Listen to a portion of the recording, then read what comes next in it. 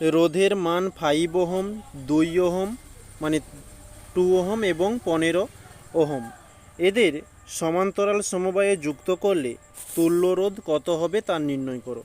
তো তিনটি রোধকে সমান্তরাল সমবায়ে যুক্ত করি। একটি রোধ হয়ে গেল, দুটি রোধ,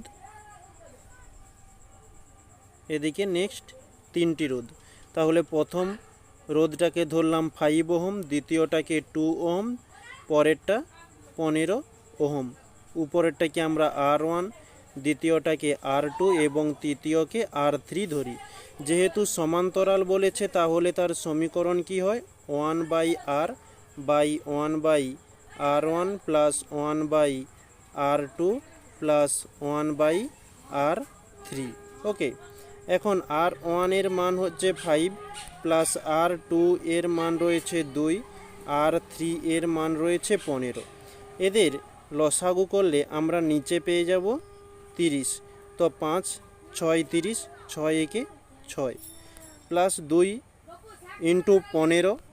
তো 2 গুণিতক 15 করলে 30 হবে, তাহলে 15 একে 15, উপরে 15 পাচ্ছি, ইন্টু 15 দুগুণে 30, 2 একে 2। ওকে, নেক্সট আমরা পাশে দেখে নিচ্ছি, এই 6 প্লাস 15 প্লাস 2 করলে আমরা পাচ্ছি এটা 23। ওকে, তাহলে 1/R সমান 23/30। তাহলে আরকে ঘুরিয়ে দিলে এদিকে আমরা এটাকেও ঘুরিয়ে দিচ্ছি, 30/23। 30কে 23 দিয়ে ভাগ করলে আমরা পেয়ে যাব 1.30 এত ওহম। ওকে, এটি হচ্ছে আমাদের অ্যান্সার।